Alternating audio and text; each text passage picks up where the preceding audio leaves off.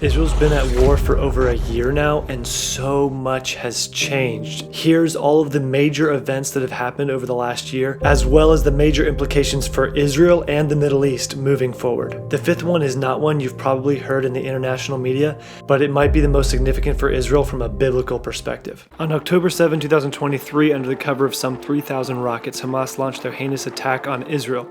They murdered around 1,200 innocent people and kidnapped another 251 people back to Gaza. October 8, Hezbollah began launching rockets into the communities in northern Israel. Over 8,000 rockets have been fired in the last year from Hezbollah, killing over 40 Israelis and injuring dozens of others. Around 80,000 residents of northern Israel have been internal refugees, unable to live in their own homes as a result of the endless stream of rockets. Israel began bombing Gaza from the air soon after October 7, but didn't begin its ground invasion until 3 weeks after October 7. IDF ground forces entered Gaza on October 27. Its official war goals were as follows: return the hostages from Gaza, defeat Hamas, ensure that no October 7 style attack will ever come out of Gaza again. On November 22, 2023, Israel and Hamas agreed to a temporary ceasefire during which terrorists in Israeli prisons would be swapped for civilian hostages in Gaza. By November 30, 105 hostages had been released alive. On April 1, 2024, Israel bombed a building adjacent to the Iranian consulate in Damascus, Syria, killing 16, 8 of whom were officers in the Iranian Revolutionary Guard Corps. On April 13, 2024, Iran responded with its first ever attack on Israel from Iranian soil. It launched at least 170 aerial drones, 30 cruise missiles, and 120 ballistic missiles. Israel shot down most of the projectiles and was also aided by American, French, British, and Jordanian forces who also shot down Iranian projectiles. One Israeli Bedouin child was injured in the attack, and minimal damage was caused to a couple of Israeli air bases. On May 6, 2024, in spite of heavy international pressure and against the strong warnings of the White House, Israel began its military incursion into Rafah, the southernmost part of the Gaza Strip which borders on Egypt. In contradiction to American predictions, Israel successfully moved around 1 million Gazan refugees in a short period of time with little incident and began dismantling the terrorist infrastructure in the region.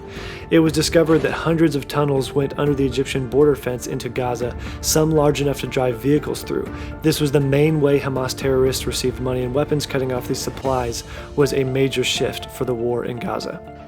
July 27, 2024, a Hezbollah bombing killed 12 Druze children at a soccer field, sparking outrage in Israel and bringing greater focus to the threat from Hezbollah in Lebanon. July 30, 2024, Israel responded by taking out Fuad Shukar, Hezbollah's second-in-command in Beirut, Lebanon. The next day, July 31, 2024, Israel assassinated Ismail Haniyeh, the top political leader of Hamas, while he was on a visit to Iran. The assassination is believed to have taken place very near the Iranian president's personal residence. On September 16 to 17, 2024, the Israeli War Cabinet met into the morning hours. Afterwards, they announced the addition of a fourth war goal, the return of the residents of the north to their homes. That day, September 17, Israel launched the pager attack on Hezbollah that killed dozens and maimed thousands of Hezbollah's top leaders. The next day, Hezbollah radios blew up, killing and injuring many more. Israel then began eliminating all of Hezbollah's top echelon of leaders. On September 27, 2024, Israeli Prime Minister Benjamin Netanyahu gave a speech at the United Nations General Assembly in New York in which he explained the need for Israeli victory over Hamas and Hezbollah, and why that will lead to peace and blessing for the Middle East. He called on Israel to be strong and courageous, a direct quote from Joshua 1:9. Be strong and of good courage. In the minutes before he took stage, Netanyahu approved the strike that would take out Hezbollah's top leader Hassan Nasrallah. Israeli jets were on their way to do just that during his speech, and were successful in eliminating Nasrallah and many important Hezbollah and IRGC leaders. Am Yisrael Chai, the people of Israel live, now, tomorrow, forever.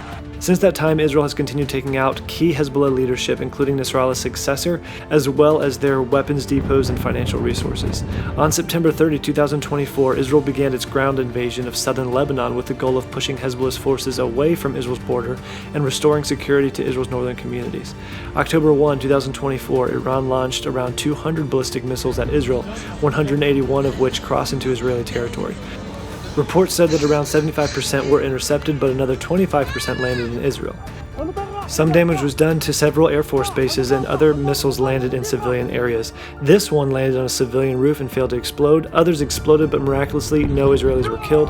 One Gazan who had fled to Jericho was killed when a fragment of an intercepted missile fell on him. Israel has promised a response, but as of the recording of this video, has not yet made one. On October 17, Israel announced that it had officially eliminated Yahya Sinwar, the leader of Hamas in Gaza. Sinwar was the mastermind of the October 7 attack, and the announcement of his elimination came on the first day of the biblical Feast of Tabernacles.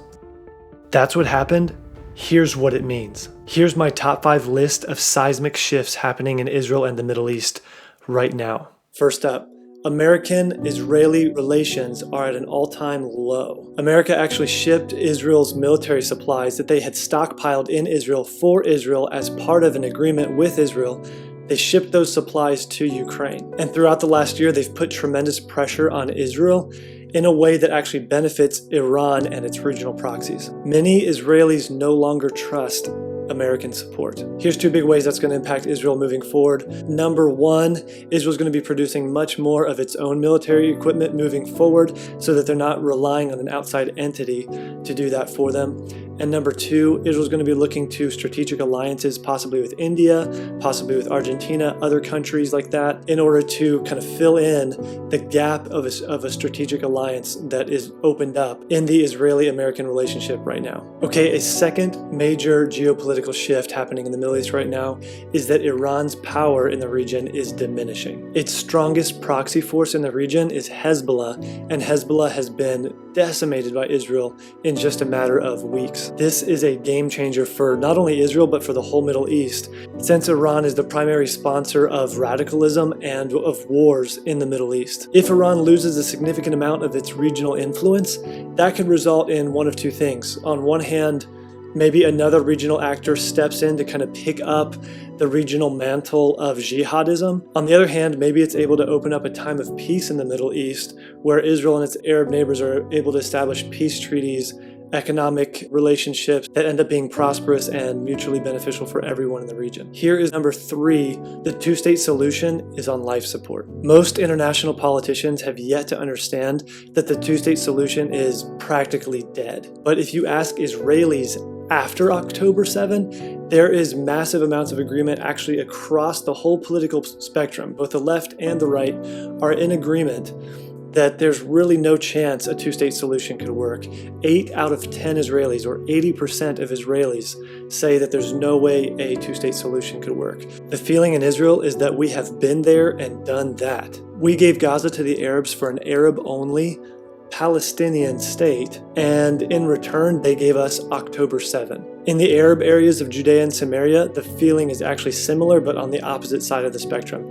They support Hamas, and it's similar. Around 8 out of 10, maybe more, don't want a 2-state solution. They want to kick the Jews out and take the whole land for themselves. This implies that moving forward into the future, Israeli politicians who want to please their constituents are going to have to seriously consider the implications of a possible 1-state, Israel-only solution. Number 4, Israel's borders are changing. It is likely that Israel will create a buffer zone around Gaza, as well as a buffer zone in southern Lebanon, in order to give the residents of northern Israel protection against Hezbollah. Probably the big question here is whether Israel's going to hold on to that land for the long term, or whether it's going to be used as some kind of bargaining chip and maybe a future deal, similar to the time when Israel gave Sinai back to Egypt. And here's number 5. This one I don't think you've heard about from the international media, but it has massive implications for the future. Through this crisis, many Israelis have begun to seek God by returning to the Torah.